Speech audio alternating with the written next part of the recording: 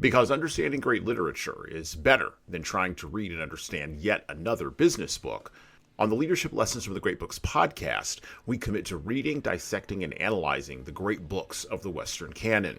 You know, those books, from Jane Austen to Shakespeare, and everything else in between, that you might have fallen asleep trying to read in high school. We do this for our listeners, the owner, the entrepreneur, the manager, or the civic leader who doesn't have the time to read, dissect, analyze, and leverage insights from literature to execute leadership best practices in the confusing and chaotic postmodern world we all now inhabit. Welcome to the rescuing of Western civilization at the intersection of literature and leadership. Welcome to the Leadership Lessons from the Great Books podcast. Hello, my name is Hassan Sorrells, and this is the Leadership Lessons from the Great Books podcast, episode number 149.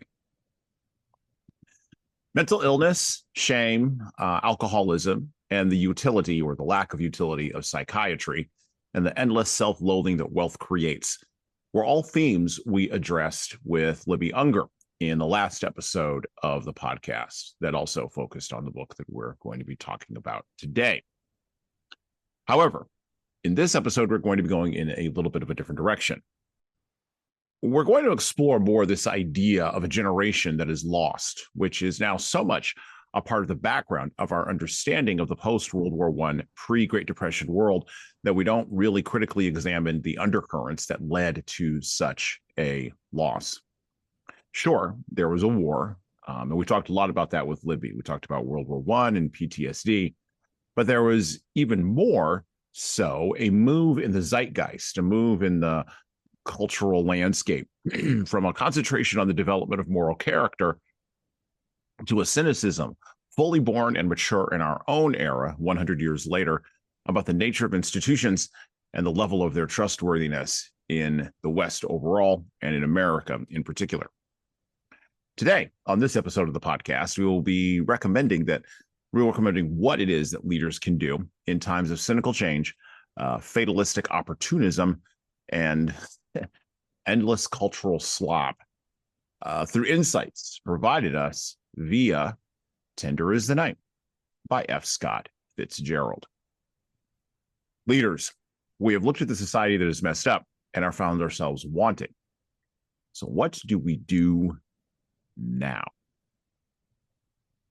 And of course, joining us on our journey today through this book, we had Libby Unger on in the last episode. And of course, this is part of our new format where we do the same book, but with a different guest co-host or a different co-host for at least a couple of episodes. And so today we will be joined by our usual partner in crime, Tom Libby. How you doing, Tom?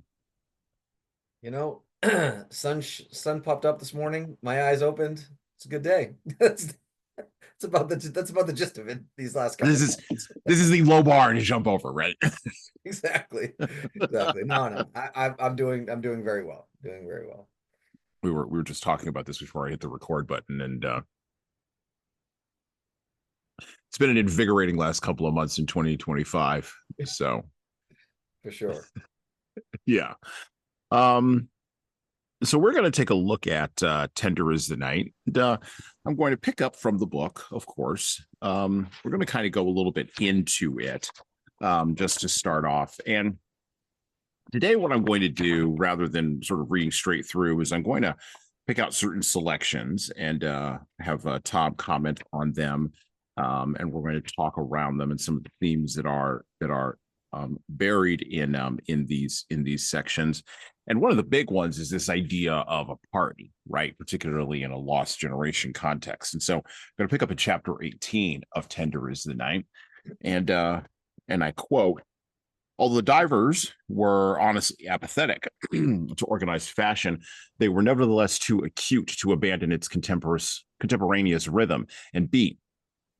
Dick's parties were all concerned with excitement, and a chance breath of fresh night air was the more precious for being experienced in the intervals of the excitement. The party that night moved with the speed of a slapstick comedy. They were 12, they were 16, they were quartets in separate motors bound on a quick odyssey over Paris, Everything had been foreseen.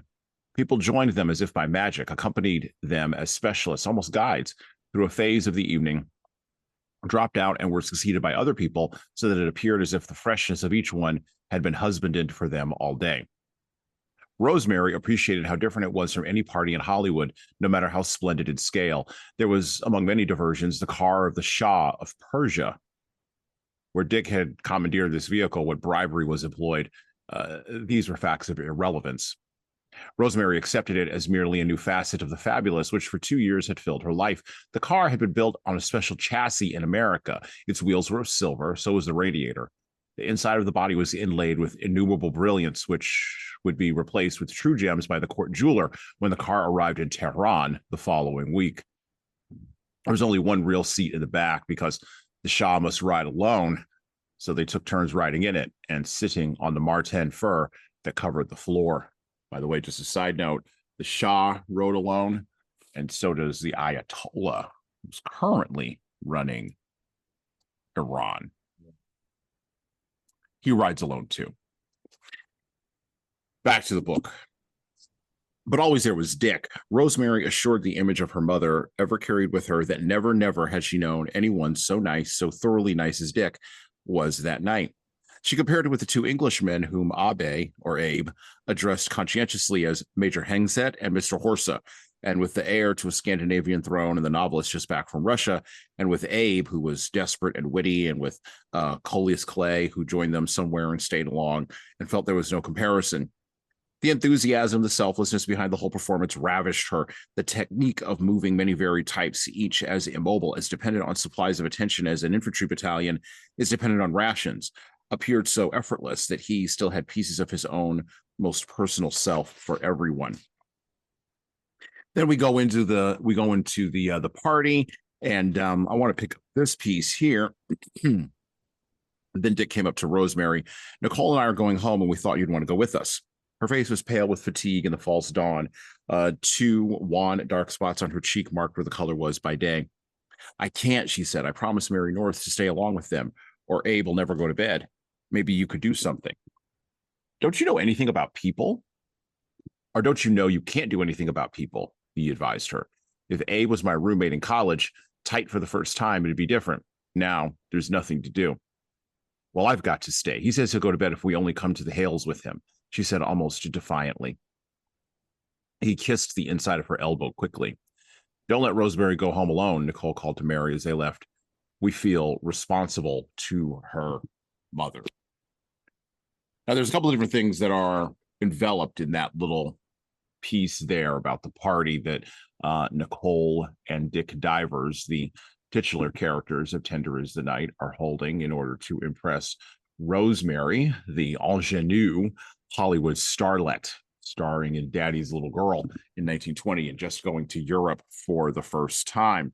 And it kind of opens up the door to talking about some of the things that we're going to talk about today, starting with, which we have not really focused on with this book, F. Scott Fitzgerald's experiences as a Hollywood screenwriter.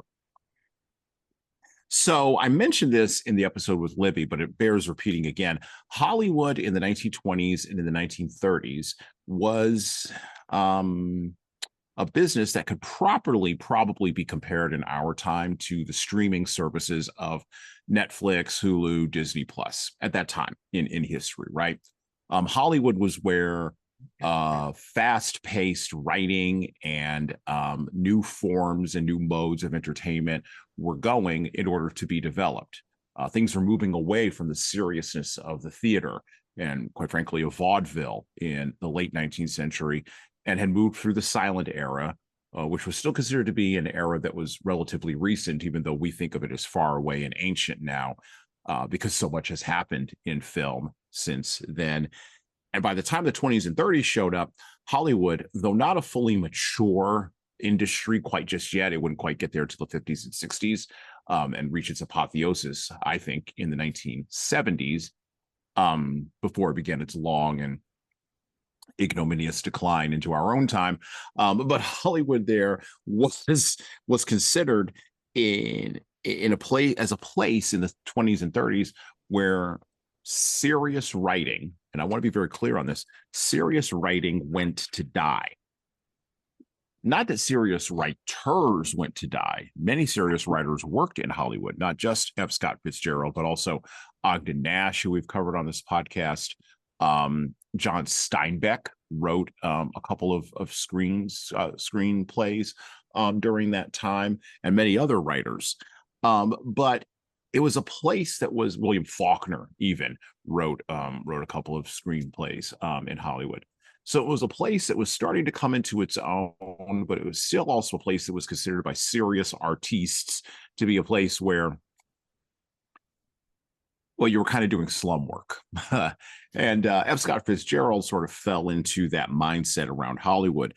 Now, he did write screenplays and treatments off and on for various Hollywood productions and various Hollywood producers in 1927 and in 1931, and then more consistently between 1939 and 1941. There's a whole article that I read about this, and Tom and I could talk about this today because I actually sent him the article that was in the New Yorker. It was actually pretty good, from 2016, I believe. And it talks about how Fitzgerald wasn't cut out for writing in Hollywood because, quite frankly, he demanded too much from the screenplay process. But he also demanded too much, interestingly enough, from the business of Hollywood. He was so unable to take what he wanted to do in his novels and translate that to the screen, and became frustrated when other people were able to do it in a way that he did not respect, which is a real problem for Fitzgerald. So that underscores some of the conversation we will have today with Tom around Tender is the Night. But even before we jump into that, I'd like to start off with this. I don't even know if Tom's read this book, so let's start with that. Tom, have you read Tender is the Night? I know you've heard of F. Scott Fitzgerald, a Great Gatsby, who hasn't? But like Tender is the Night, have you read this book or anything outside of Gatsby from Fitzgerald? No, I think Gatsby was the only one. There we go. Look at that. But here, I did read the article though. How's that? I did actually read the article you sent me. So there you go. All right. The research has occurred. Yeah, exactly. At least some semblance of research has occurred. But no, I have not read this particular book. Okay. So one of the things that's interesting about this book is that it was not a bestseller in Fitzgerald's time. And as a matter of fact, he actually tried to, there's a couple different versions of Tender is the Night because he tried to rewrite it in order to make it appeal to more of a mass market. And that was one of the challenges with Fitzgerald as a writer coming off of The Great Gatsby, right? So even the Great Gatsby during its time was not nearly as popular as it became later. Matter of fact, I think if I remember correctly, and these numbers are probably incorrect, but I think Gatsby only sold something like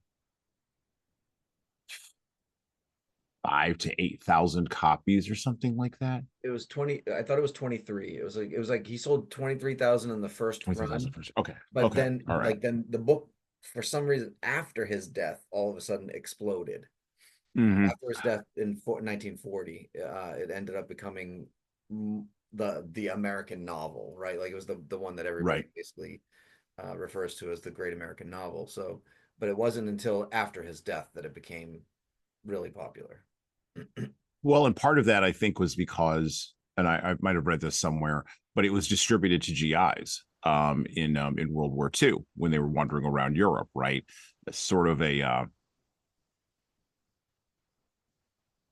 primer from the last war to help you with this new one, right? Right. And a distraction, right? A reminder of what it is you're missing at home. And many of those GIs would have been kids during the Jazz Age. Right. So they wouldn't have had any direct experience, right, with any of the things that were going on in The Great Gatsby. That would have been probably their either fathers or uncles, or even in some cases older brothers. And so there was a certain amount of, for lack of a better term, sentimentalism attached to Gatsby from those GIs. But Tender is the Night is a little bit of a different thing.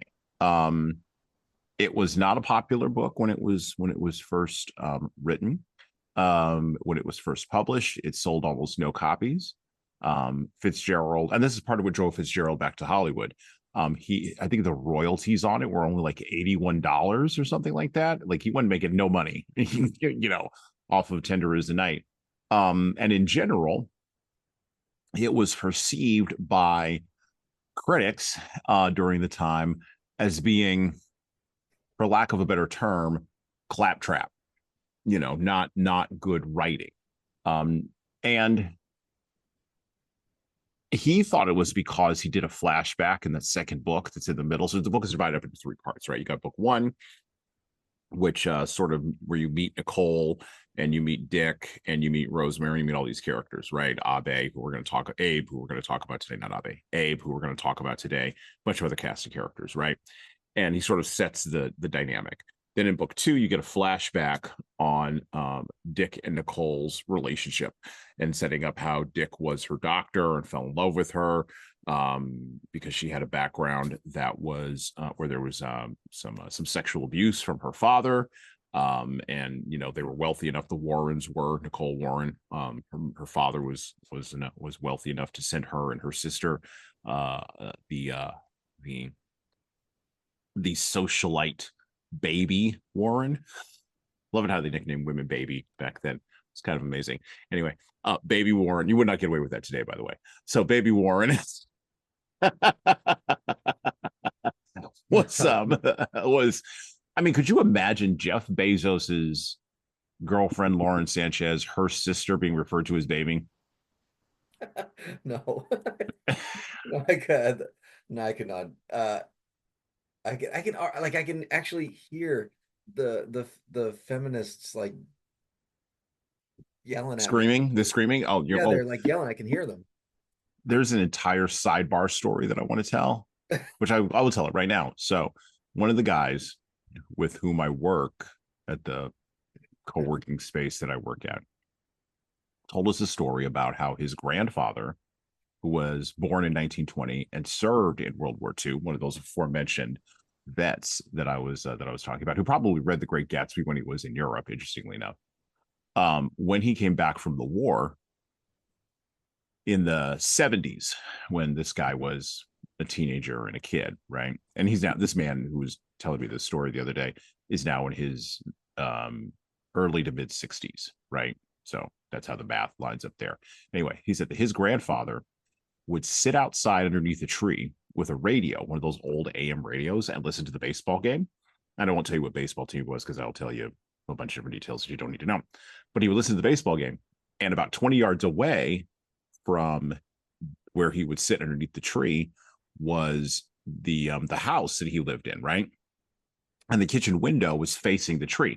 And so the kitchen window, every time he would go out to listen to baseball games under the tree on the AM radio, the window would be open. The kitchen window would be open because the grandfather would drink interesting left Pabst Blue Ribbon, PBR, right? And he'd drink a PBR listening to the AM radio baseball game. And when he wanted a new PBR, talk about feminists, he would whistle, and the grandmother would come out with a freshly opened PBR and give it to him and take the old one back into the house. And so when this guy told us this story, right out the window. Sorry, go ahead. Sorry. No. It's good because I asked him a question. I asked him a question about this after so myself, who I was born long after all of that era was over. And so myself and the other guy the other gentleman who sits next to me, who's also in his early 40s, we started cracking up laughing. We started cracking up laughing. And the other guy who works kind of in the office behind us, he's also in his early 60s. And he, of course, quipped when he heard this story. He said, "That dude was a man. That's how you know he was a man." I was like, okay, that's fine. No, and this is not me saying these things, ladies and gentlemen. I'm merely relating to you the story. And so I asked the guy who told me this about his grandfather if he would whistle for his wife currently. And he didn't even let me get the sentence out of my mouth before he said, no, she'd kill me.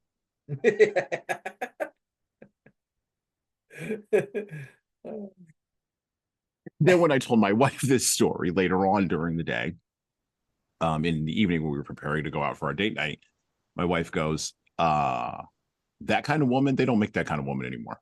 Yeah. That kind of woman ain't around. She's long gone. She ain't coming back. Well, I hope your wife actually never meets mine, because my wife would tell you she was born in the wrong era, that she wishes that she was born in the 50s, because she would prefer just to stay home and clean the house and take care. Like, if she had her druthers, she wouldn't work a day in her life. She'd just stay at home and do all the things that women were supposed to do Supposed to do. at that point. She Uh, she kind of feels like she's a misplaced in a misplaced era. well, I tell you what, you tell her And the story about the whistling and part of see the how she responds to that. I was gonna say, and part of the problem is because I treat her the way that your wife probably expects to be treated, right? Like Yeah. that's what we do today. Right. I try to share in all the Hmm. duties around the house. I try to share, and she's constantly telling me to stop. And I just can't, it's not in me to not help. Like, I can't help it. Anyway, we are so off track right now, We're Hasty. so off track right now. It's fine. It's fine. It's fine. It's fine. The reason why I brought up all that is because in Tender is the Night, back to the book. In the book, um, in book 2, Nicole Warren and Baby Warren and Dick Divers all meet, right? And that's a flashback sequence. And then in book 3, you get into more of the results, and we'll talk about some stuff that happens in book 3, but more of the results of everything that happens in the flashbacks, and then it sort of brings everything to the current day, and then the book ends. Okay, that's the setup for Tender is the Night with my sidebar digression. Um, just a little color for the folks. Um, the main knock that Fitzgerald thought was the problem with the book was that book 2. He thought the flashbacks were a problem. And so he rewrote the book to put everything in chronological order. And so there's 2 different versions of Tender is the Night. There's a version, which is the version that I have, where everything is in his original written direction. And then there's another version that I've heard that floats around somewhere. And I don't even think it's been reprinted. I mean, you may be able to find it in a used bookshop somewhere, where he wrote everything in chronological order. However, over the course of time, as audiences became more sophisticated, and this is as a result, I think, of Hollywood, this is where the tie-in is here. Audiences became able to, or at least more willing to, understand the digression or the sidebar of a flashback or of a story inside of a story, and be able to follow that narrative thread. And thus, Tender is the Night in its original form became more popular over the course of time. And it is now, along with The Beautiful and the Damned, This Side of Paradise, and The Last Tycoon, now it is mentioned as part of his overall oeuvre, such as it were, or canon, around Fitzgerald. But it doesn't surprise me that you haven't read it, because again, So in essence, Gatsby dominates so much, yeah, because every time anybody says anything about F. Scott Fitzgerald, I mean, they're almost always talking about Gatsby, even Yeah. amongst his, what, 400 short stories that he wrote, and like Yep. he was basically writing his entire life, but Gatsby's the only thing that anybody ever really talks about. But I just, again, back to the cinema kind of component to his life, and do you feel like he was way ahead of his time in this? Like, I actually am one of those people that gets sort of annoyed at these prequel style movies. Like, you make 3 movies in a series, and all of a sudden you go, "Oh, but we need to tell you how the whole thing started." So we bring you back to this prequel. It drives me Yeah. bananas. But it seems like he already saw that coming. He was like, "Oh, let me write the prequel in the middle of it so that people can kind of, and then we'll go back to the finish the story." Like, it just Right. seems like, and that's an interesting dynamic to me. I never really thought of it that way. Is that if because I equate that to a more recent trend in the movies and Mm-hmm. in cinema, and even in writing. If you look at authors and the way that they're writing their series of books at this point, there's a lot of Mm-hmm. authors that will go back and write a prequel 3 books in, 5 books into their series. So Yeah. I find it fascinating that you're telling me that this is a major component, and the fact that he felt like he had to rewrite it because he thought it was a problem, and now everyone's doing it. Like, it's kind of interesting to me. So there's always been flashbacks inside of films or stories inside of stories in film. Right. Right. Flashbacks is Always. different, right? It's like a scene that kind of Right. pops in and it's gone. But this whole idea or concept of prequels is Right. I thought it was relatively new, but apparently he kind of threw it in there in that book. So Well, I think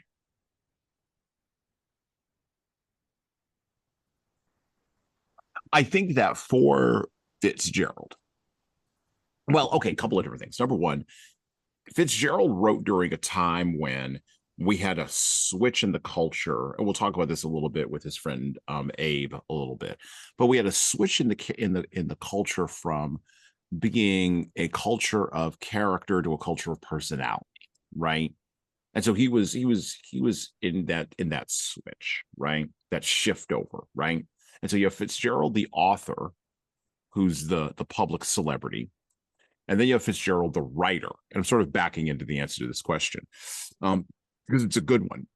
And so Fitzgerald, the writer, and you saw this in the article about him, and this is why he struggled in Hollywood, I think. Fitzgerald, the writer, wanted to have all of the acclaim and the fame that went along with Fitzgerald, the celebrity, but he also wanted to keep his artistic druthers and be true to his creative self, right? The reason we have prequels in films, I think, these days, I was actually just talking with somebody about this today. But the reason we have prequels in film today is because the writers that we have aren't nearly as good as Fitzgerald at being an artist around writing. Even, dare I say, and we don't read a whole lot of contemporary writers on this podcast, and so people can come for me, that's fine. But when I look at my Goodreads book list, or when I look at the recommended books on Amazon, or when I go into Barnes and Noble and look at what's splayed in the front, right? With the exception of folks that are legacy authors like Jack Carr, who's becoming a legacy author, John Grisham, I'm sorry, Stephen King, of course. With the exception of legacy authors, you got to take them out because they're outliers. well, that A and the lot fact of that they started writing 30, 40 years ago. It's not bingo. these are not new writers. Even though They're they're not new still writers. writing new books, they're not new writers. But That's yes, right. sorry, go Exactly. ahead, go ahead. Yeah, take out the legacy writers. Take them all out. The new writers that you have, if you go and actually look at their books, they're garbage. Not to put too fine a point on it, they're trash. And the reason why is because, and this goes to that whole conception of like a streaming service being parallel to Hollywood. And actually, the parallel is probably closer to movies, but we're going to go with Hollywood for the time being. Streaming services not increasingly, for the last 10 years, have looked at the thing that we view, and we talked about this with Havoc, interestingly enough, a couple of episodes ago, but they've looked at stories being something that goes on in the background while you're doing other things that never distracts you from the primary screen, which means we're not getting into complicated characters. It's something that you could just dip in and dip out of. And when you have that, then of course you need prequels because no one's fully explained or fleshed out the story. Of course you need a prequel. Yeah, Versus the old days, quote I, unquote. So let's go back to Godfather 2 for just a minute. I have a more cynical thought of Where? it because well, first of all, let me just say I do agree with you on the quality of the writing. Yeah. Hands down, I agree with you. I mean, even just think of like you were just going to go to The Godfather. I mean, that movie was made in 1972 or 74 or something like that, and Yep. it's still to this day considered one of the best movies of all time. So I mean, anyway, but to me, we have so systematized the process of writing in general that it's very like my daughter doesn't like watching movies with me very often because Mhm. within the first 15 minutes of the movie I can tell you how it ends. Like Oh, yeah. because we've so systematized this and there's a formula to everything. So now people are starting to write in that style because eventually they're thinking their book might be a movie. So it's like this trickle effect. And I think the prequel thing is flat out money grab. I don't think that there's artistic creativity to it. I don't think the writing is good, or it's money. It's all about money. If the series does really well, let's do a prequel because we know we can make a certain amount of money with it. Like it's not Mhm. really, I don't think they're thinking of it ahead of time, meaning like I Oh don't think no. they went, like I don't think they're going, okay, we're gonna make 6 Harry Potter movies, and now we're gonna do a prequel because we missed out on some creative liberties on the character development. So we should do this prequel to let everybody know what's going on. No, no, no. It's we made these 6 movies of Harry Potter, and I'm not suggesting there's a prequel of Harry Potter, people. I'm just using it as an example. But like we made these 6 movies, we made billions and billions and billions of dollars. We have no idea for the next movie, so let's just do a prequel. Like it's like they have no more idea left in the next set. So let's just work. And so that's my problem with prequels today is I think they're money grabs. I don't think that was F. Scott Fitzgerald's thought process when he No. put one in the middle of his book. I think No. for him it was creative. I think he was thinking of it from a very I think he was trying to be different, right? He was trying to look at Hmm. the way books were being written. He said, I think I can do this a little differently. And to your point a few minutes ago, because I think that's the way he was thinking of society in general at that point, that he Hmm. had to be something different in order to stand out, right? Like he was just trying to figure it out. Again, we just said he wrote 4 major books, and most of them were not major hits until after his death. He wrote hundreds of short stories. He wrote for other people. He ghost wrote for other people, never got the credit he deserved, and spent years in Hollywood with only one movie credit to his name. Like just one, One. peeps. One movie credit. So I think he was just I think he was trying to look at what the formula of that time was and just disrupt it. And I don't think that we do that enough today in writing. So here's another thing that jumped out to me about Fitzgerald, and we'll go back to the book here in just a moment. But here's another theme that jumps out to me in this whole Hollywood idea in the article that we're referencing. By the way, we'll have a link to that article in the show notes. It's from the New Yorker magazine, and I said it was 2016. It was actually 2009. Called "Slow Fade" by Arthur Crystal. So go ahead and check out that article. We'll have a link to that in the show notes below the player of this episode. So one of the things about Fitzgerald that jumped out to me in that article was this, and it is something I think that is critical. And the parallel that I'll make is this: I have sometimes worked with people who are very artistic, who, and I'm saying this as a person who has a Bachelor of Fine Arts degree, and I did my digging in the wells of art. I still handwrite the scripts like for this show. AI doesn't touch anything that has to do with this show, like at all. I mean, well, no, I wouldn't say like at all. There might be some AI in the editing, of the audio maybe, but in the writing of this show and of the production of this show, my hand touches the script, my brain reads the books. The conversation that you're having is between two real live people, and the video that you're seeing of this is 2 live people. Pache Google Vero 3, which is freaking everybody out right now. By the way, I don't think we have anything to worry about those Google videos that are being produced, because number one, that they're usually being used for marketing and advertising slop. That's number one. Number two, you can still tell if they're AI because the fingers and the eyes are still wrong. But number three, here's the biggest one: the writing is trash underneath. This is why I'm not worried about the AIs. This is one of the other reasons, out of the myriad of reasons we talk about AI on this show a lot, but one of the reasons of the myriad of reasons I'm not worried about this. When the writing gets better, when they start hiring the F. Scott Fitzgeralds of our time, then I'll start being worried. One of the things that jumps out to me about Fitzgerald, just like the other artists that I've worked with, whether it's in the visual, in the dance, theater, television, wherever, anything creative, sometimes certain creative people are, for lack of a better term, precious about their art. Kind of like Gollum in Lord of the Rings. It's my own, my precious. And they're sitting down there in the cave, they're stroking the manuscript, or they're stroking the the film, or they're polishing the sculpture, And they don't want to let it go out into the world for a couple of different reasons. But the big one is the second other people start having an opinion about your art stops being yours. And now all these other people's opinions begin to gather on it like crustaceans on the bottom of a boat, right? And the original meaning, the original thing that was this art now transforms into something different that's out of your control. And artists hate this. They hate this, particularly artists with strong vision, like an F. Scott Fitzgerald, or a John Steinbeck, or an Ernest Hemingway, or any of these mid 20th century modernist writers that we've read, and even more so on this podcast, the 18th and 19th century writers, Enlightenment writers that we've read on this podcast, right? This idea that, and I think this was what drove Fitzgerald, the idea that other people would touch his work and have an opinion about it drove him absolutely crazy, particularly people he did not respect.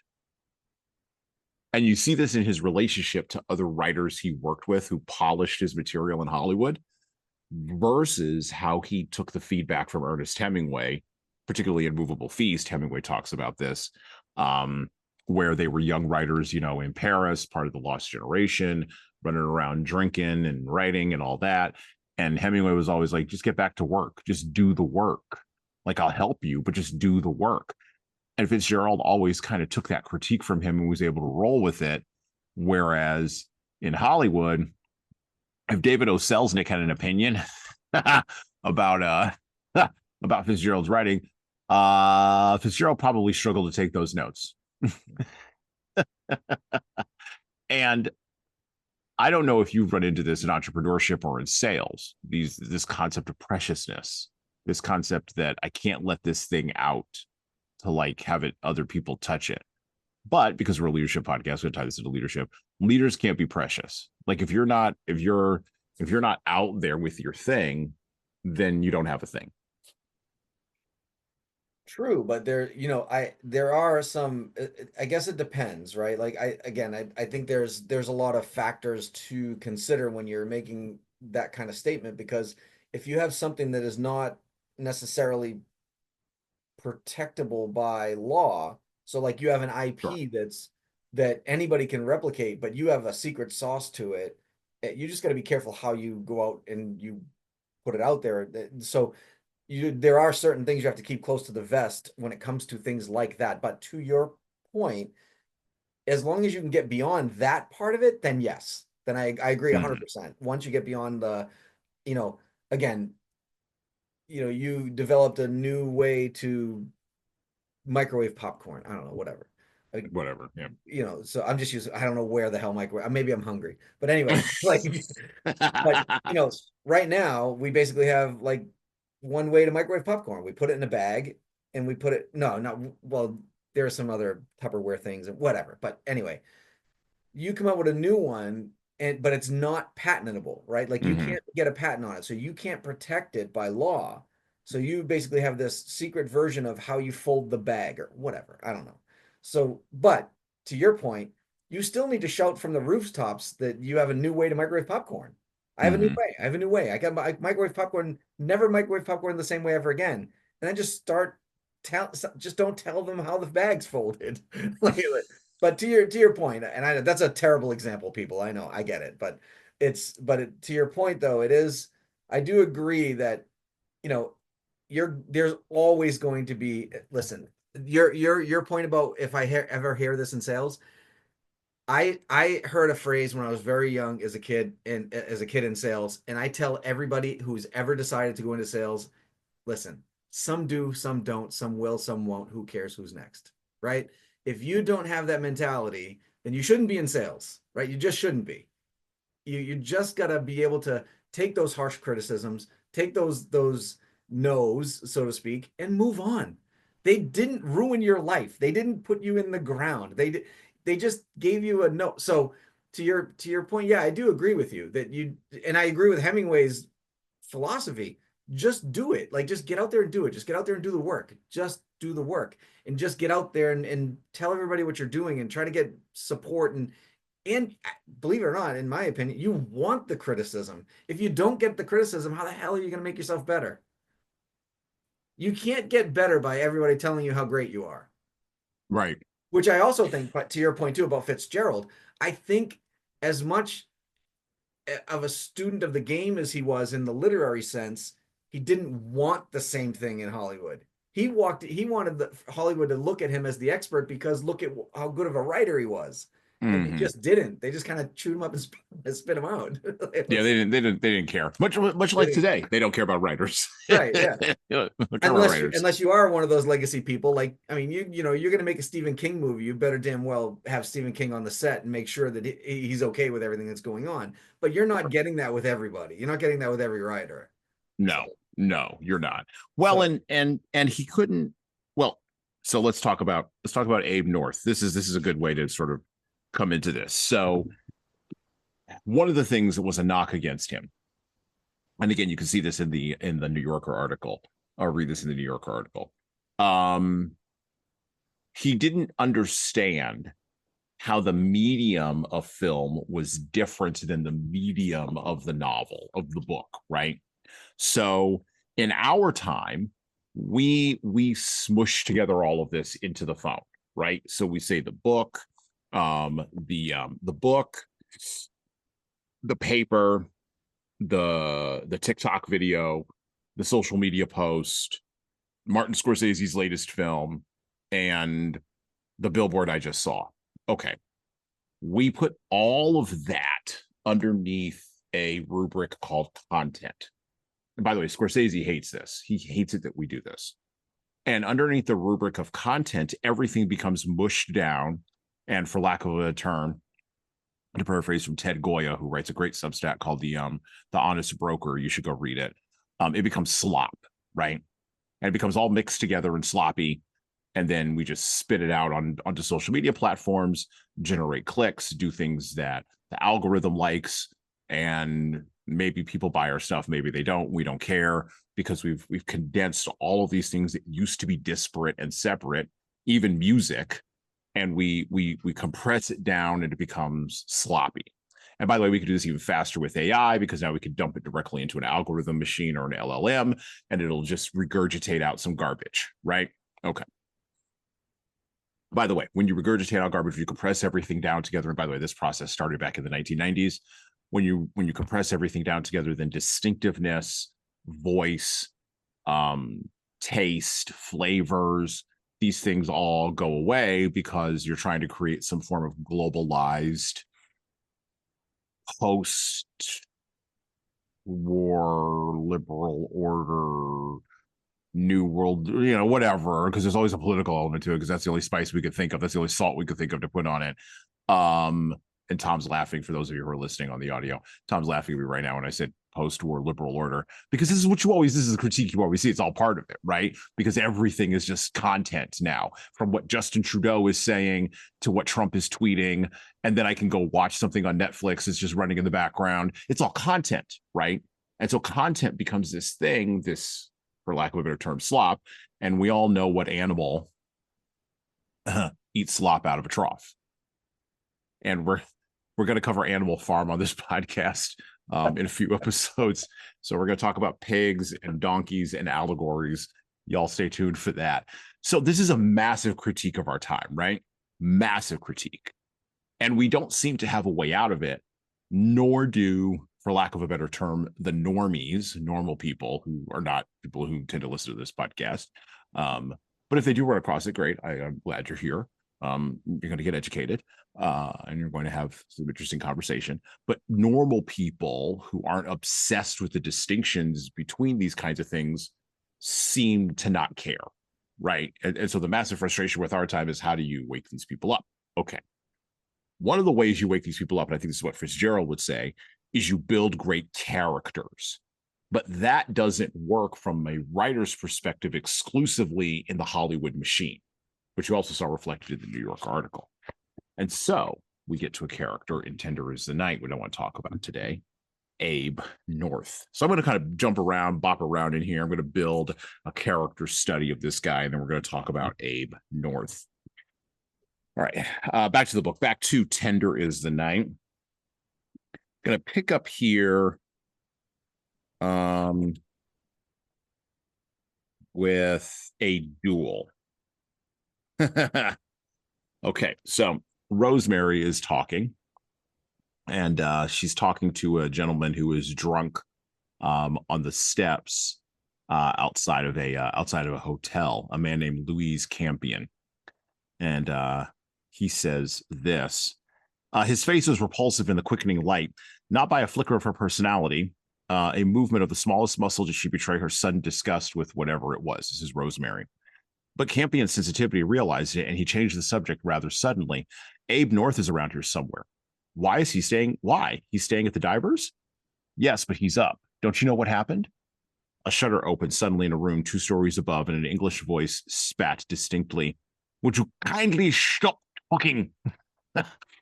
Rosemary and Louise Campion went humbly down the steps into a bench beside the road to the beach. Then you have no idea what happened. My dear, the most extraordinary thing.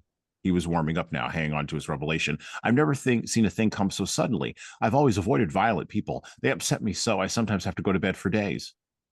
He looked at her triumphantly. She had no idea what he was talking about. My dear, he burst forth, leaning toward her with his whole body as he touched her on the upper leg to show it was no mere irresponsible venture of his hand. He was so sure of himself. There's going to be a duel. What? A duel with, we don't know what yet. Who's going to duel? I'll tell you from the beginning. He drew a long breath and then said, as if it were rather to her discredit, but he wouldn't hold it against her. Of course, you were in the other automobile. Well, in a way, you were lucky. I lost at least 2 years of my life. It came on so suddenly. What came? She demanded. I don't know what began it. First, she began to talk. Who? Violet McKisco. He lowered his voice as if they were people under the bench. But don't mention the Divers, because he made threats against anybody who mentioned it. Who did? Tommy Barbin. So don't you say that I so much as mentioned them. So Louise Campion starts telling Rosemary about the elements that led up to the duel. And then Abe North pops up, and he says this. Abe North, looking somewhat distracted, came out of the hotel, perceived them against the sky, white over the sea. Rosemary shook her head warningly before he could speak as they moved to another bench further down the road. Rosemary saw that Abe was a little tight. By the way, the term tight is what they used back in the 1920s to describe drunk, not hungover. Hungover is what happens when you were drunk yesterday, to paraphrase from School of Rock. What are you doing? What are you doing up? She demanded. I just got up. She started to laugh, but remembering the voice above, she restrained herself. Plagued by the nightingale, Abe suggested, and repeated, probably plagued by the nightingale. Has this sewing circle member told you what happened? And then Abe jumps in and starts talking about the duel as well. So this is the duel. And then we're going to move forward a little bit. Abe starts talking about Tommy Barbin and Miss Kisco and the Divers. And they kind of come to the conclusion, at least Abe does, that there was a wonderful duel in a novel of Pushkin's, recollected Abe. Each man stood on the edge of a precipice, so if he was hit, he was all done for. So he starts talking about his war experience. He starts talking about his experience with duels. And this sets the table for who Abe North and Mary North are, a couple that revolve around the Divers. And Abe North is a man who suffers from rather acute bouts of and sharp dealings with PTSD. And so we follow Abe through the book as a veteran. And at a certain point, he gets called back up to military service, and he has to go on a train, but he never makes his train. He never actually goes back into the military service. He deserts, right? And eventually, he winds up back in Paris. And Nicole picks him up in chapter 22, long after the duel, and a few other events have occurred. With this, a sergeant de ville confronted her courteously and stepped inside the door. Mr. Afghan North, he is here? What? No, he's gone to America. When did he leave, madame? Yesterday morning. He shook his head and waved his forefinger at her in a quicker rhythm. He was in Paris last night. He is registered here, but his room is not occupied. They told me I had better ask at this room. Sounds very peculiar to me. We saw him off yesterday morning on the boat train. Be that as it may, he has been seen here this morning. Even his carte d'identité has been seen. And there you are. We know nothing about it, she proclaimed in amazement. He considered. He was an ill-smelling, handsome man. You were not with him all last night? But no. We have arrested a Negro. We are convinced we have at last arrested the correct Negro. I assure you I haven't any idea what you're talking about. If it's the Mr. Abraham North, the one we know well, if he was in Paris last night, we weren't aware of it. The man nodded, sucked his upper lip, convinced but disappointed. What happened? Nicole demanded. He showed his palms, puffed out his closed mouth. He had begun to find her attractive, and his eyes flickered at her. What do you wish, madame? A summer affair. Mr. Afghan North was robbed, and he made a complaint. We have arrested the miscreant. Mr. Afghan should come to identify him and make the proper charges. So they eventually do find Abe, who is, of course, drinking in a bar with several other, I'm going to use this word again, several other Negroes. Turns out that the French police arrested the wrong Negro, not the first time in the history of the world. And so they eventually have to get Abe back to the jail. Abe does wind up getting locked up. The correct Negro winds up going off with a bunch of other Negroes, or sorry, the incorrect Negro winds up going off with a bunch of other Negroes in the book, and he winds up getting stabbed for all of his trouble and dying. Again, not the first time this happens to a Negro in the history of the world, and or literature. And that is the end of our intersection with Abe North in book 2. Then we skip directly over to sort of the end or closer to the end of the book, and we find out this about Abe from Dick's recollection of him and a message that he gets.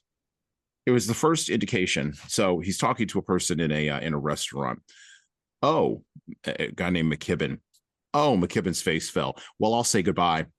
He unscrewed 2 blooded wire hairs from a nearby table and departed.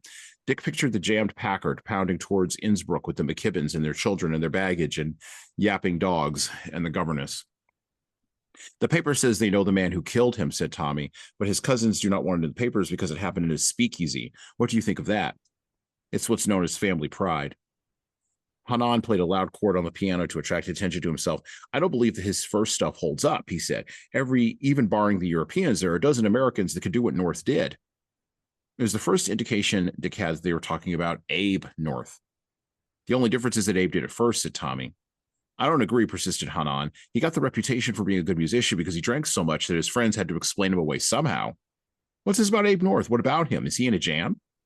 Didn't you read the Herald this morning? No. He's dead. He was beaten to death in a speakeasy in New York. He just managed to crawl home to the racket club to die. Abe North? Yeah, sure. Abe North? Dick stood up. Are you sure he's dead?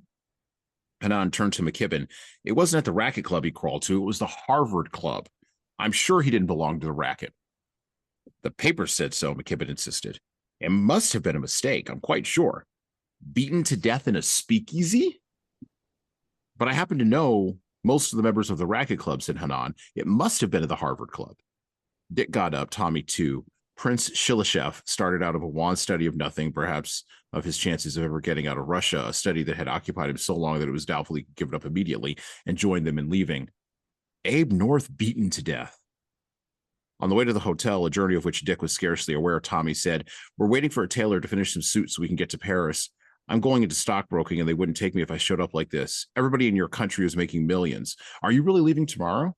We can't even have dinner with you. It seems the prince had an old girl in Munich. He called her up, but she'd been dead 5 years, and we're having dinner with the 2 daughters.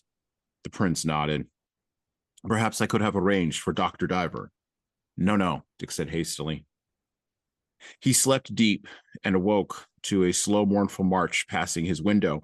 It was a long column of men in uniform, wearing the familiar helmet of 1914, thick men in frock coats and silk hats, burghers, aristocrats, plain men. It was a society of veterans going to lay wreaths on the tombs of the dead. The column marched slowly with a sort of swagger for a lost magnificence, a past effort, a forgotten sorrow. The faces were only formally sad, but Dick's lungs burst for a moment with regret for Abe's death and his own youth of 10 years ago.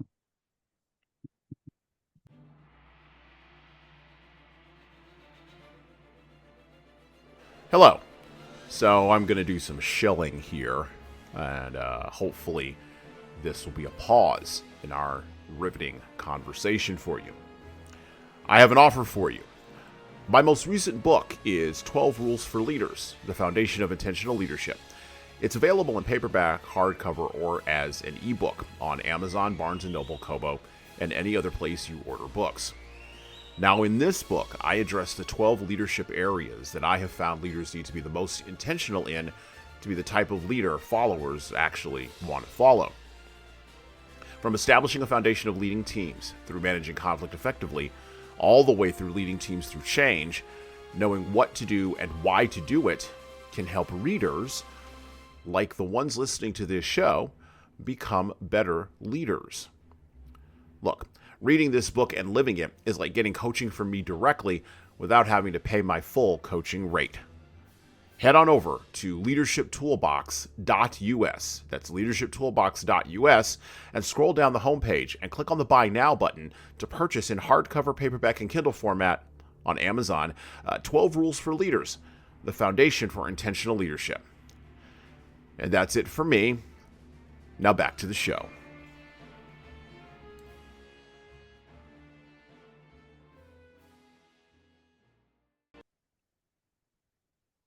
Abe North in the book, and the way that he's written is as a character who sort of jumps in and jumps out, jumps in and jumps out. That's why I kind of bounced around a little bit in my selections and in my reading, because you don't really get a good handle on who Abe North was.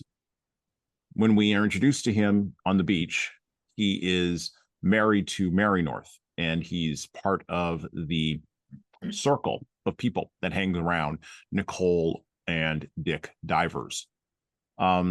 He's drunk all the time, and called up to service again. He can't really make that leap forward to go back into a place of warfare. Eventually, he gets involved with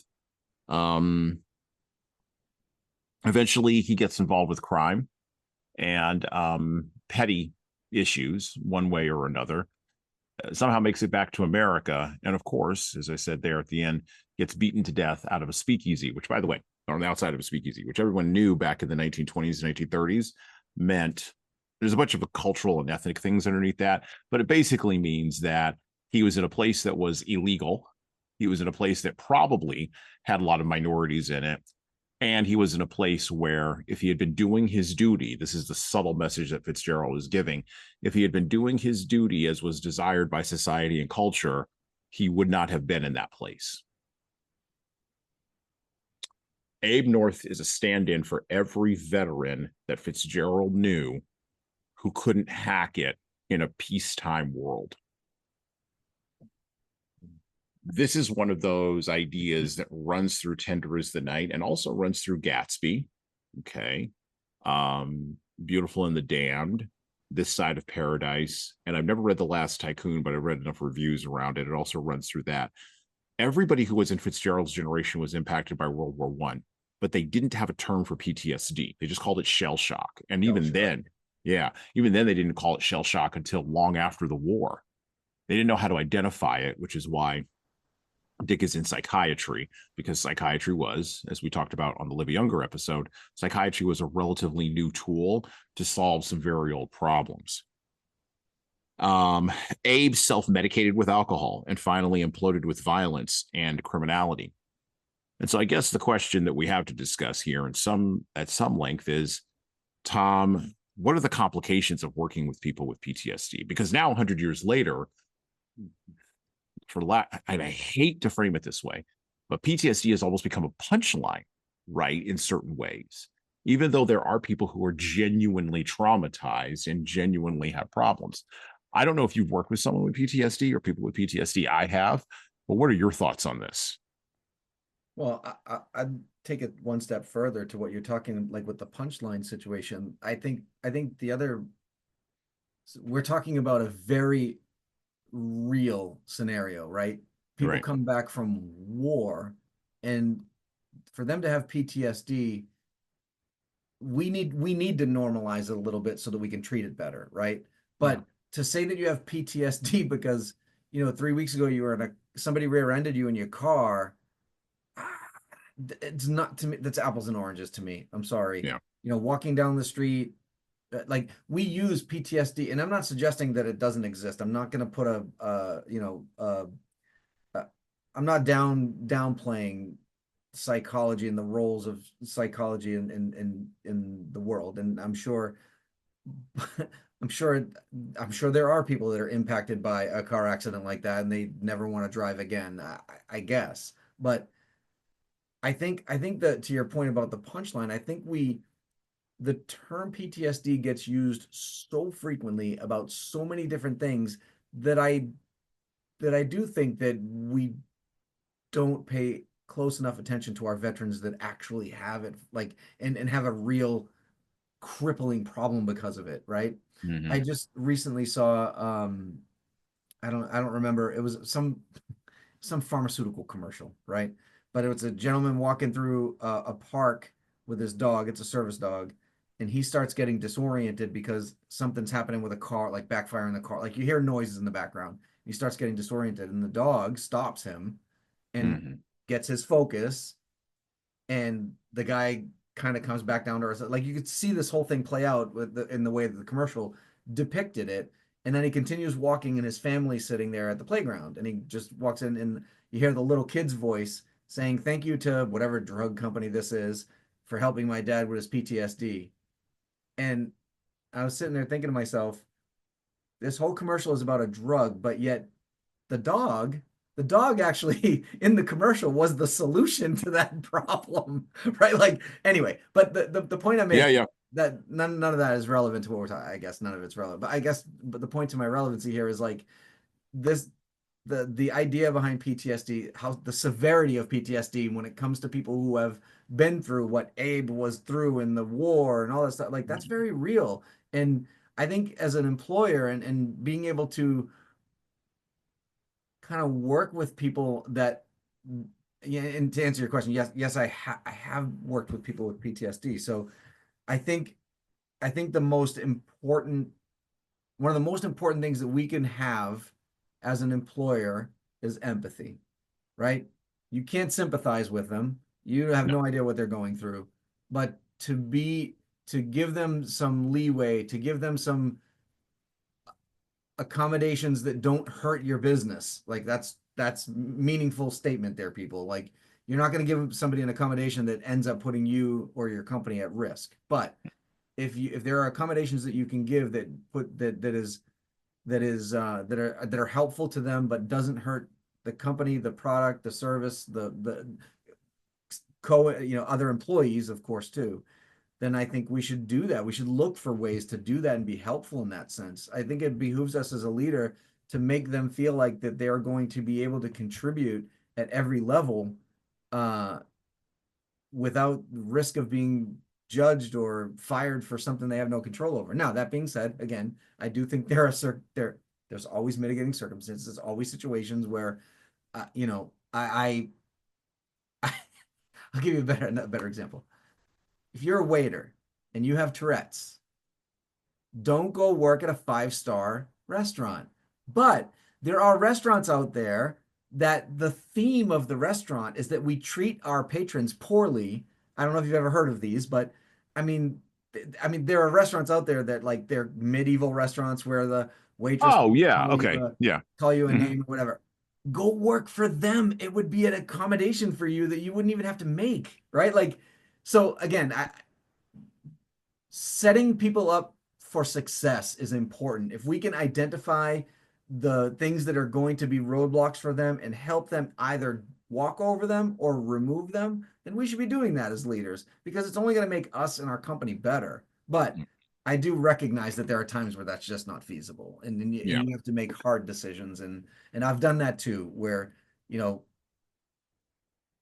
it was um, a mutually agreed upon disconnect from the company. Like Hmm. I liked this person. I did not want to fire them. I had no choice. There's a certain thing. Again, you mentioned earlier. I'm in sales. If you're not hitting sales quotas, PTSD can't protect you, right? Like there's no. Correct. Right. You have a job to do, but as a person, as a human being, I still to this day consider that person a friend. Like I like that person. I encourage them to go into something other than sales, and because it just wasn't a good fit for him. But so there's an idea that we operate on that is so unquestioned in our culture that if you even remotely talk about it out loud, you're some kind of you're a parody of a communist. You're not a real communist. You're just a parody of a communist. And here's the idea. And I'm going to talk about it out loud because I'm not a communist and I don't mind being called a parody of a communist. That's fine. Whatever. And the idea is this. I know who you are. I'm fine with it. Go for it. We are free to place our labor. This is the idea. We are free to place our labor wherever it is that we want in the market. So if I have zero sales skills, but I desperately want to be a salesperson, I can come work for your sales organization, right? I can come work for you in sales, right? We have this idea, the sacrosanct idea that my labor is the most valuable thing that I bring to an employer, and this is why I'm getting paid.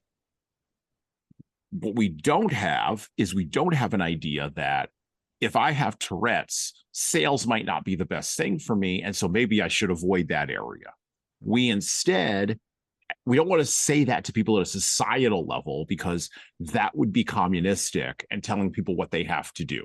That would be abrogating their freedom somehow. And it would also discredit every parent in the world telling their kid they can be whatever they want to be and they can do whatever they want to do. It's there you go. Idea, right. But yes, go ahead. Right.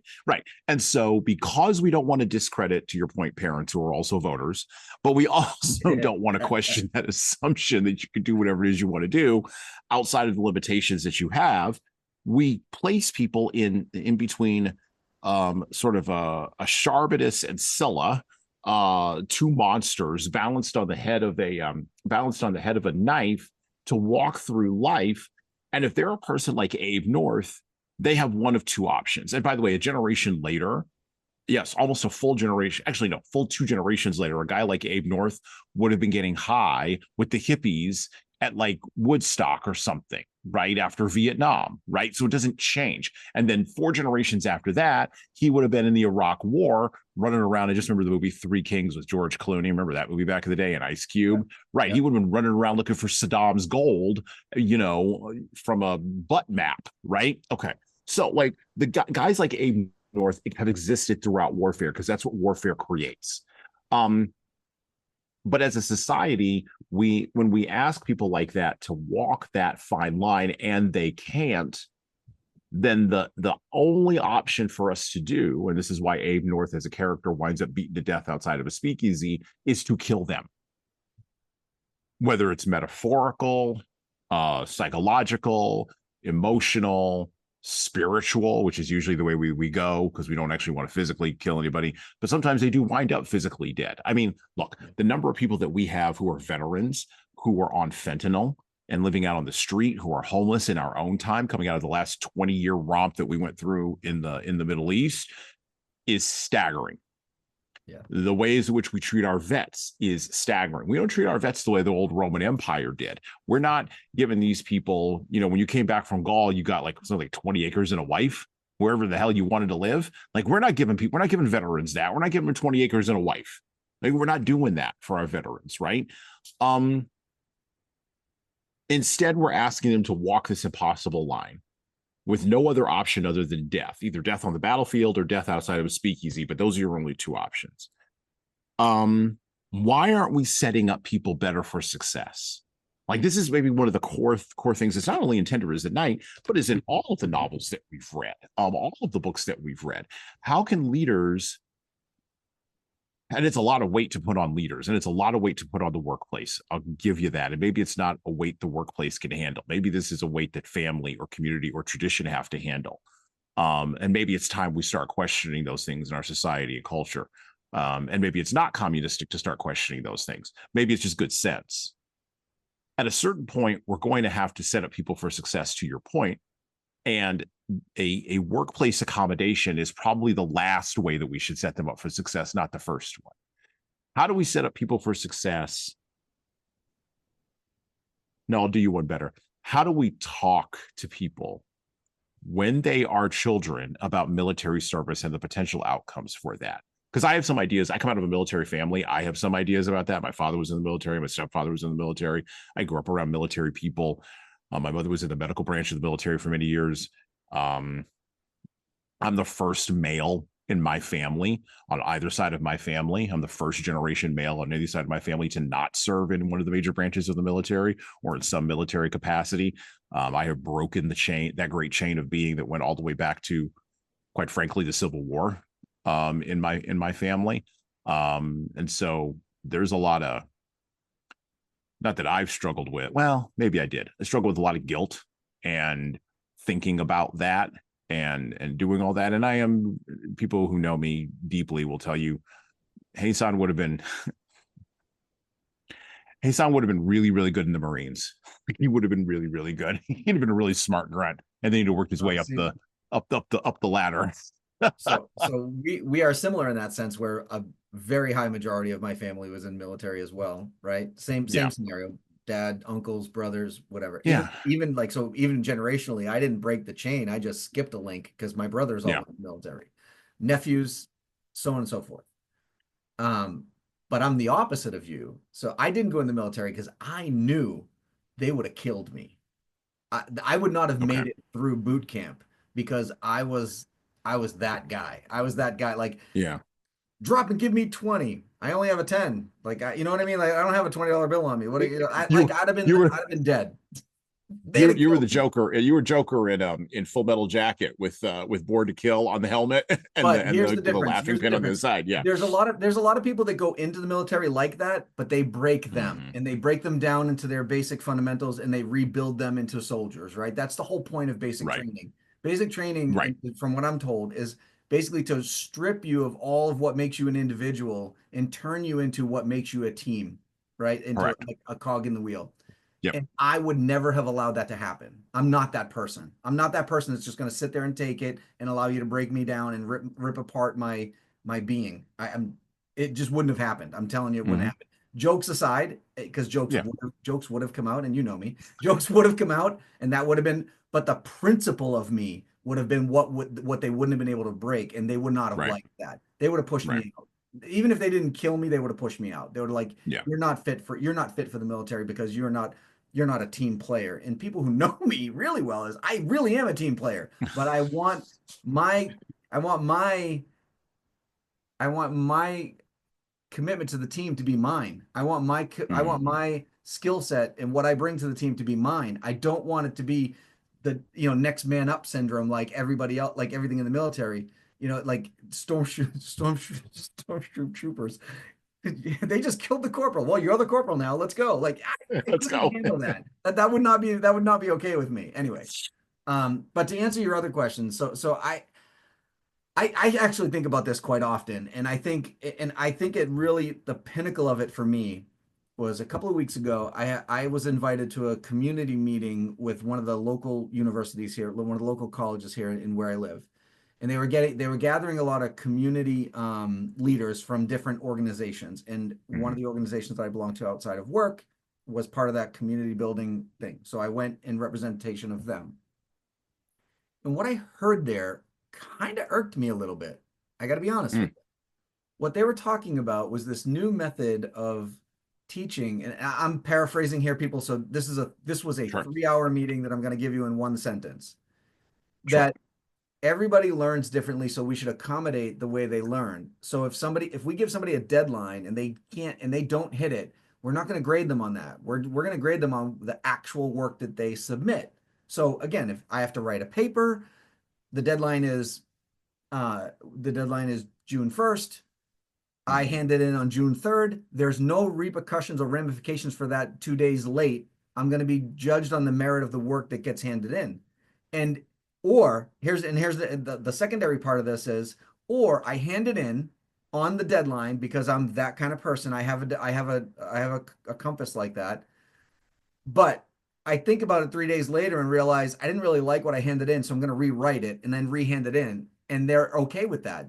So again, 3-hour meeting, people. I'm just paraphrasing here. I'm just giving you the idea. So I looked at that and I said, you are not preparing our students for the real world workforce. You cannot Right. go to your boss if your boss gives you a deadline and say, I don't feel I didn't get it done, so I'll give it to you tomorrow. It doesn't work like that in the real world. But yet they're Yeah, saying no. that employers should. Now, here's to go back to your point now. Here's where I think the flaw is. I feel like our education system, whether it's from pre-K all the way up to postgraduate degrees, their entire function is to get you to learn how to be a student, not to live your life. And I think that's a fundamental problem where we're not solving at home anymore, right? Like, so if you Right. want schools to, you cannot, hey, so how many people have you seen graduate with an MBA, cannot run a business?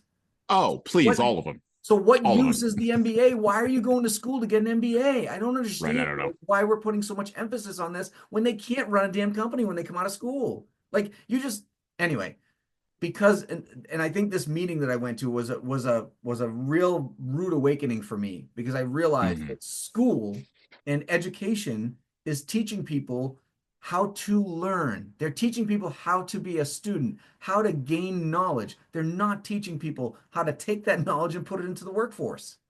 Yeah. So, to your point about how do we as leaders, I think it goes back to what I was saying a little while ago. As I think it starts at home. I think parents have to stop telling their kids they can do anything they want to do and they can be anything they want to be and start pushing them toward their own aptitude or their own love. Like, so to your point about the salesperson that probably shouldn't be in sales, but if they really love it and they don't see themselves doing anything else, fine, let's figure out a way to make it work for them.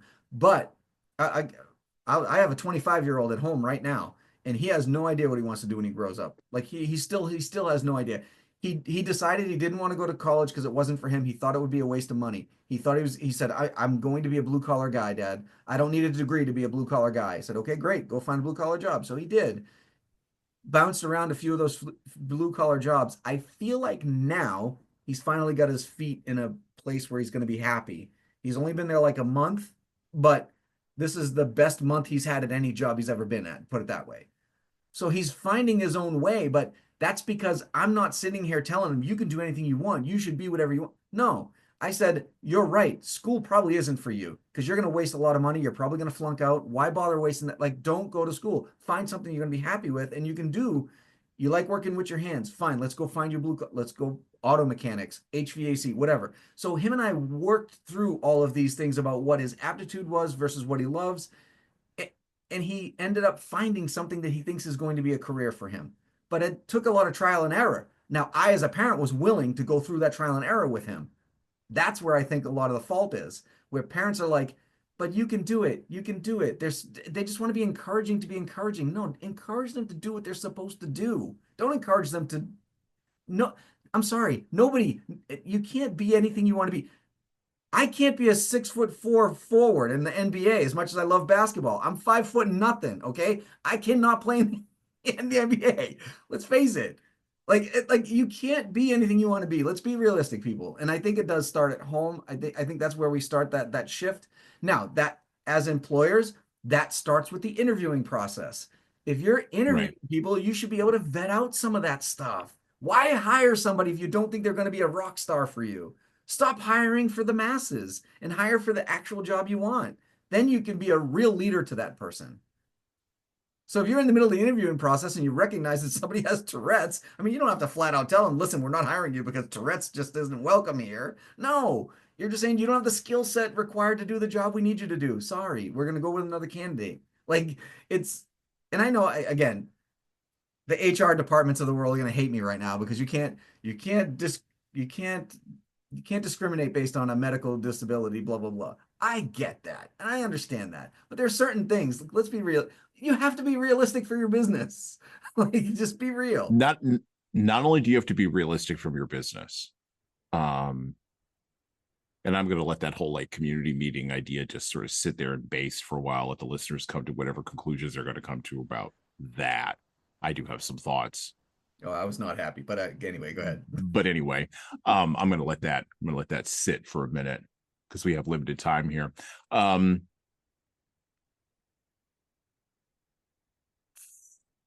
families and communities and traditions, which are the things that we have abandoned for a long time in America because we thought that commercialism or mass education, mass employment, mass this, mass that was going to take care of the problems. Mass has broken down over the last 25 years, and the consequences of mass have now all washed up, to use the metaphor, washed up on our shores. And now we have to build something different. And I think we have to build something different by going back to what was before mass. And the idea that Tom is talking about, where a parent guides their child, is an idea that is as old as time and worked for every single century globally and in the West up until arguably the mid-19th, the beginning of industrialization, all the way through, and was abandoned all from the mid-19th all the way through to currently the early 21st century. And historians, I think 500 years from now, will write very interesting histories about what happened in the last 150 years, particularly in America, because it makes no sense why an entire culture would abandon that in favor of something else, particularly when that something else does not stand up against the evidence of 98 to 99% of the rest of human history. I also think that what Tom is talking about, and ladies probably not going to like this, but this is an example of what a patriarchy actually does. This is a healthy patriarchy, because unless you are not paying attention, Tom and I are both men who are the heads of, for lack of a better term, heads of their household. Heck, that's how the IRS taxes me. It taxes me as head of household. So, okay, there we go. And what that means is more than just I'm an ATM where money comes out, work goes in, to our conversation that we were having before we pressed record on the show today. Work goes in and money comes out. It's more than just that, right? It's looking at even my 25-year-old, because I have a 27-year-old, looking at my 25-year-old and saying, you're 25, let me help you with this. That's the example of a healthy patriarchy. So there's a bunch of different things that are going on in what Tom was talking about that I think are worth thinking about and exploring for leaders. But we have to wrap up and bring it home. So back to the book. Back to Tender is the Night. We're going to wrap up with the end of Tender is the Night. I want to talk about how things end here as we close the podcast today. So a lot of things happened between Nicole and Dick. Nicole eventually winds up engaged in an affair with, remember Tommy Barbin? Remember the dueler? Yeah. She winds up in an affair with him, breaks up her marriage on purpose with Dick. They have 2 children together, a governess, and a life in Europe. And all of that gets thrown over because of Nicole's actions. Again, example of a patriarchy, but in this case, a weak patriarch. That would be Dick, by the way, weak patriarch. And a rebellious patriarch. There's another term I would use, but I'm going to use patriarch, a rebellious patriarch in the form of the boxer, Tommy Barbin. And the book ends on this note. This is the end of Tender is the Night, chapter 13. I'm going to read the whole chapter here because it's 1 page. And I quote, Nicole kept in touch with Dick after her new marriage. There were letters on business matters and about the children. When she said, as she often did, I loved Dick and I'll never forget him, Tommy answered, of course not. Why should you? Dick opened an office in Buffalo, but evidently without success. Nicole did not find out what the trouble was, but she heard a few months later that he was in a little town named Batavia, New York, practicing general medicine, and later that he was in Lockport doing the same thing. By accident, she heard more about his life there than anywhere, that he bicycled a lot, was much admired by the ladies, and always had a big stack of papers on his desk that were known to be an important treatise on some medical subject, almost in process of completion. He was considered to have fine manners and once made a good speech at a public health meeting on the subject of drugs, but he became entangled with a girl who worked in a grocery store, and he was also involved in a lawsuit about some medical question. So he left Lockport. After that, he didn't ask for the children to be sent to America and didn't answer when Nicole wrote him asking if he needed money. In the last letter she had from him, in the last letter she had from him, he told her that he was practicing in Geneva, New York. And she got the impression that he had settled down with someone to keep house for him. She looked up Geneva in an atlas and found it was in the heart of the Finger Lakes section and considered a pleasant place.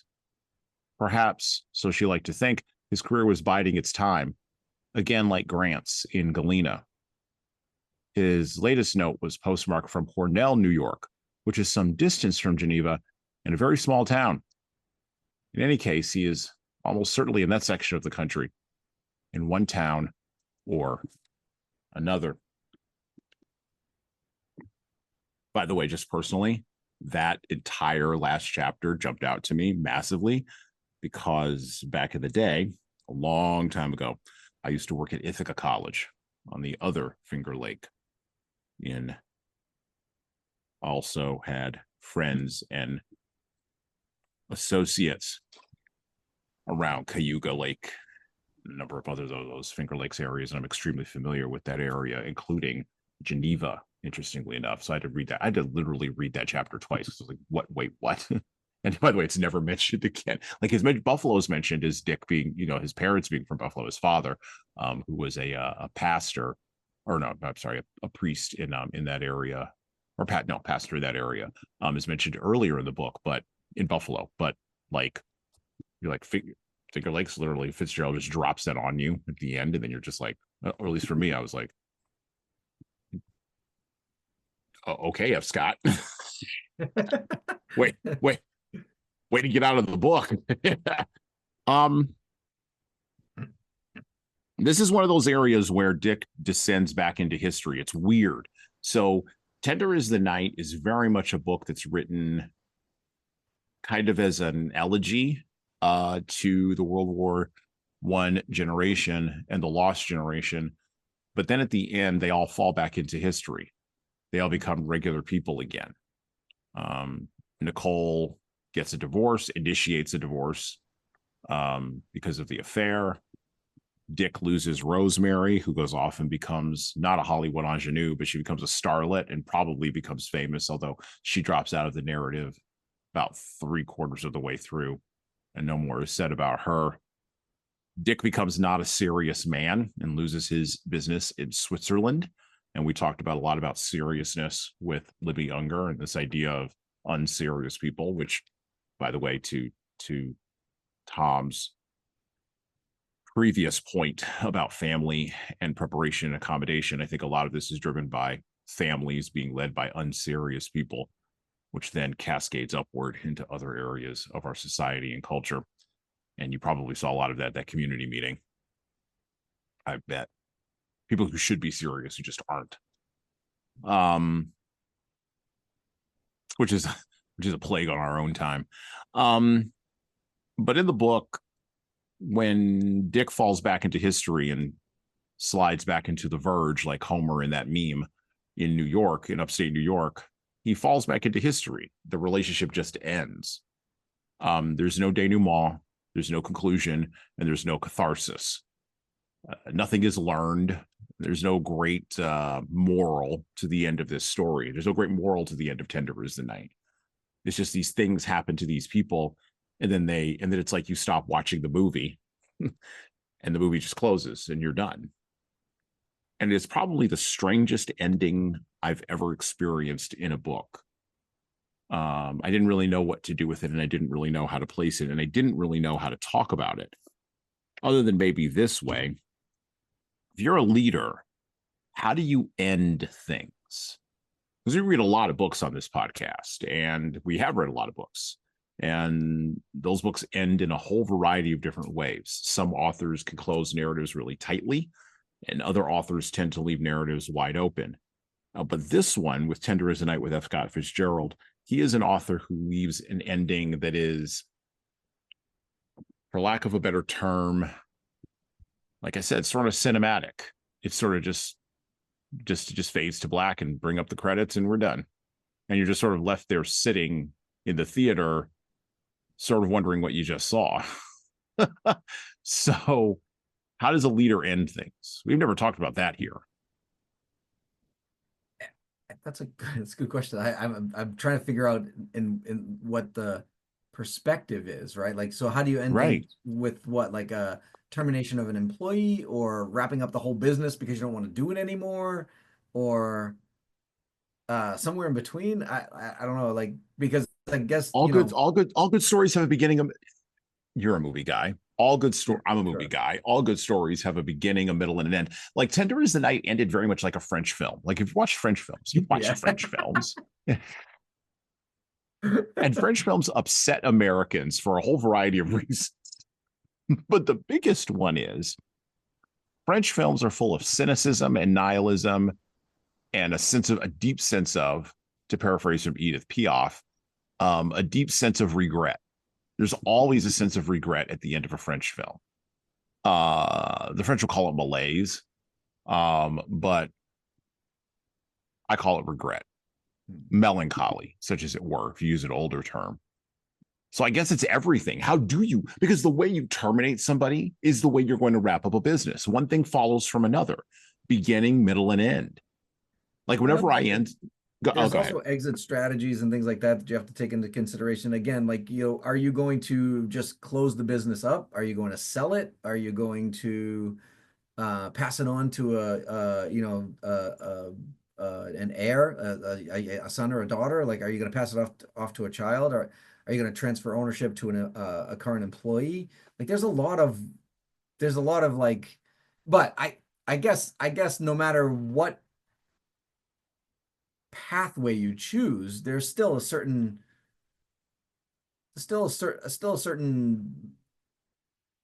way that you have to hold yourself through it, right? I guess is the idea that you're looking for, or that we're thinking of, like, that we're sort of, yeah. I think for me, I about just around the time of COVID, I had exited a business, and I think for me, and while exiting that business, it was really important for me to leave no bridge burned, right? So I was exiting the business, but it was still going to function. I had a partner that I wanted to be bought out from, because we just decided to go in different directions. But that partner and I are still very good friends. There was no ill feeling, nothing bad happened from it. But to your question about that was very purposeful on my part, because that split could have been very bad, right? Go F this, go F yourself, whatever, I don't care, and just the business goes in the toilet. The way that I looked at it was, I still have plenty of years to work in this town.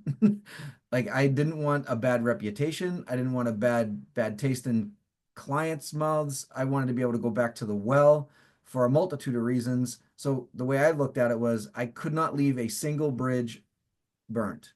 Every bridge had to be unburned. So my current partnership had to be dissolved with all the best of intentions. All the clients that we were handling jointly, I had to inform them in a way that didn't burn a bridge, that I was going to not be involved in their account anymore. All the employees that we had to know that I was still going to be a resource, but not a decision maker. Like, they could always lean on me for referrals, for references, for any of that stuff, but anything to do with the business had to go through the partner. Like, there was a lot to do, but I felt like it was my obligation, not my partners that wanted to keep the business running. It was my obligation to exit that business with no burnt bridges. So I think there's, and I think to your point, even terminating an employee, termination doesn't have to be adversarial. It could be, when you're downsizing, so you're laying off X number of people. When you're going through that layoff process, if you are honest about it and you're making sure that the layoffs are being done in the right way, nobody has a right to be mad at you personally for it. They can be mad in general, sure, of course. They have emotions, they have feelings. We're going to validate their feelings. Sorry, I'm sorry. But in the same sense, you also want them to know that you're there for them. You want to be a resource for them. You can help them get another job with a referral. let them know that if they do get an interview, that this job, that you are not being terminated from this job because of performance issues or whatever, right? Like making sure that somebody walks out the door knowing that you still have their best interest at heart. And it's a business decision, not a personal decision. Now, that being said, there are occasions where you want to fire somebody just for the hell of it because you don't like them. It's your business, it's your company. You don't have to work with people that you don't like. So in those cases, I still say you have to handle that in a particular way.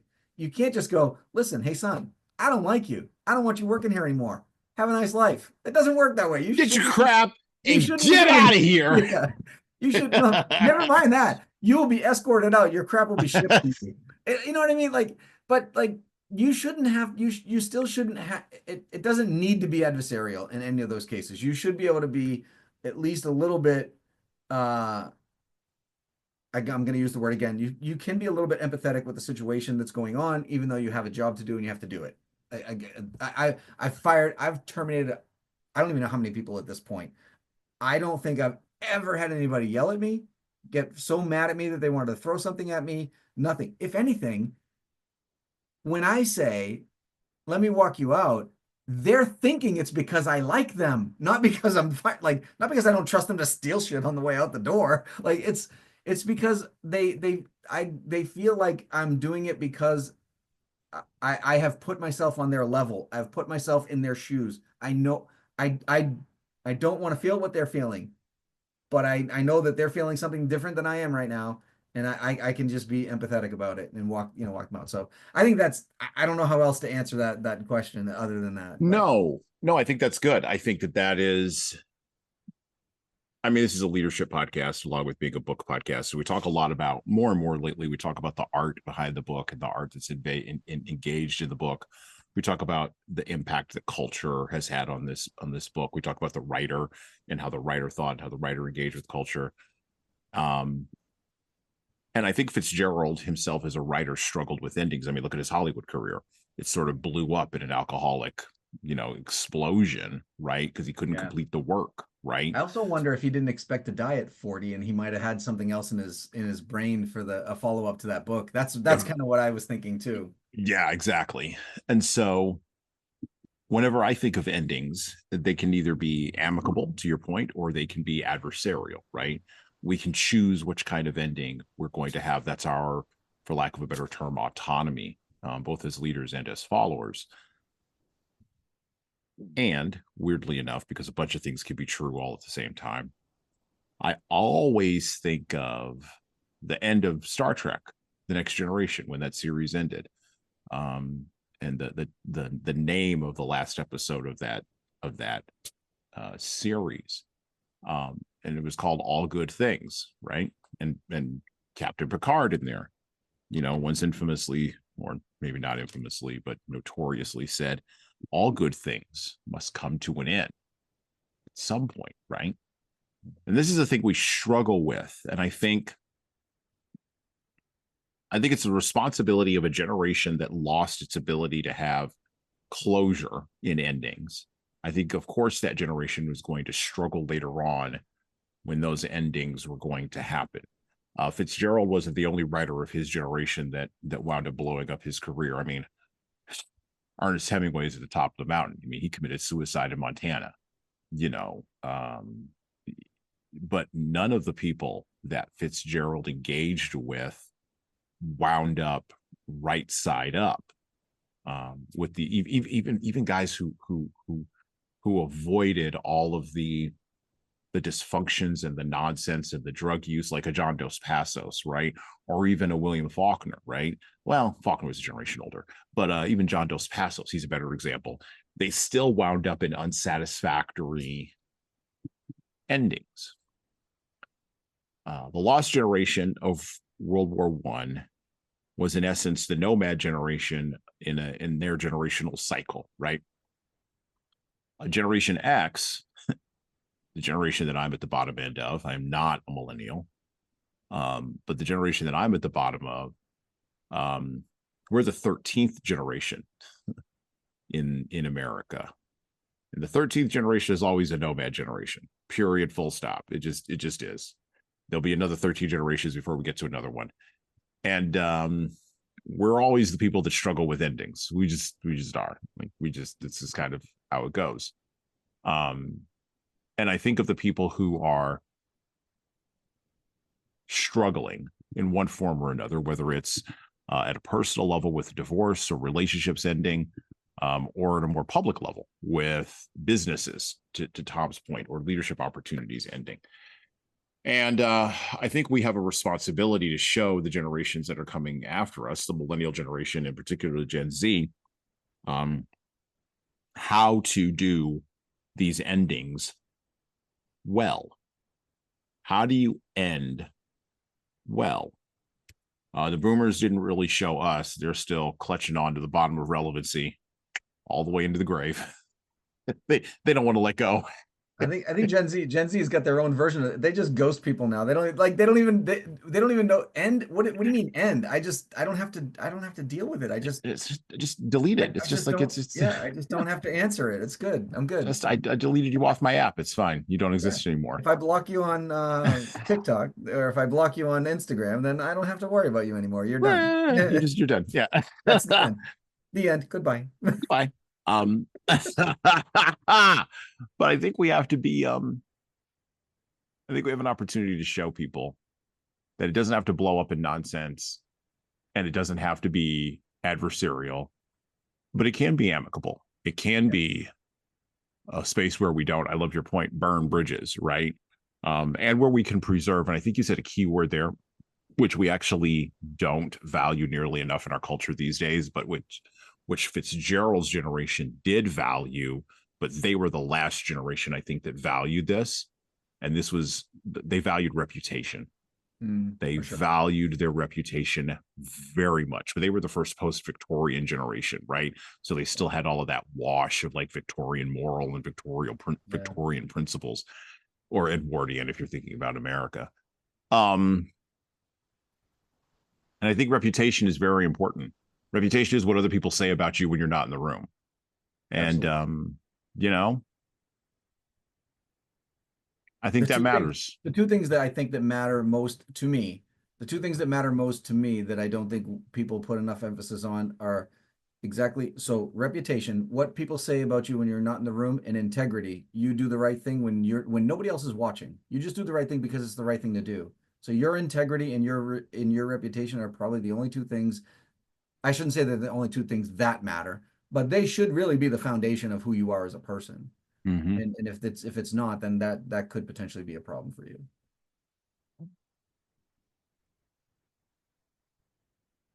With that, I would like to thank Tom Libby for coming on the podcast today and talking about Tender is the Night by F. Scott Fitzgerald. This is a part 2 to go along with the part 1 that we just recorded with Libby Younger. And go back and listen to the introduction where we talked about the literary life of F. Scott Fitzgerald. Next up, we'll be talking about, I'm going to show the book here. Next up, our next episode, we will begin to introduce and to cover, you probably can't see it because it's got a nice white cover on the video, but George Orwell's Infinite Dystopia that has ruled the fever dreams and imaginations, particularly the totalitarian nightmares of people from the time of its publication all the way till now, 1984. So we will begin to dive into that as we cross into June, our anti-totalitarianism month, where we will talk about not only 1984, but we'll also cover Orwell's Animal Farm, his animal allegory children's fairy tale, as well as Hannah Arendt. And we're going to talk about Eichmann in Jerusalem and what it means to actually stare into the face and actually contemplate the banality of evil. We'll do that during this month on the podcast. And so I encourage you to stay tuned and listen for that. But with that, well, Tom and I are out. Thank you for listening to the Leadership Lessons from the Great Books podcast today. And now that you've made it this far, you should subscribe to the audio version of this show on all the major podcast players, including Apple iTunes, Spotify, YouTube Music, and everywhere else where podcasts are available. There's also a video version of our podcast on our YouTube channel. Like and subscribe to the video version of this podcast on the Leadership Toolbox channel on YouTube. Just search for Leadership Toolbox and hit the subscribe button there on YouTube. And while you're doing that, leave a 5-star review if you like what we're doing here on Apple, Spotify, and YouTube. Just go below the player and hit 5 stars. We need those reviews to grow, and it's the easiest way to help grow this show. And tell all your friends, of course, in leadership. By the way, if you don't like what we're doing here, well, you can always listen to another leadership show. There are several other good ones out there. At least that's what I've heard. All right. Well, that's it for me.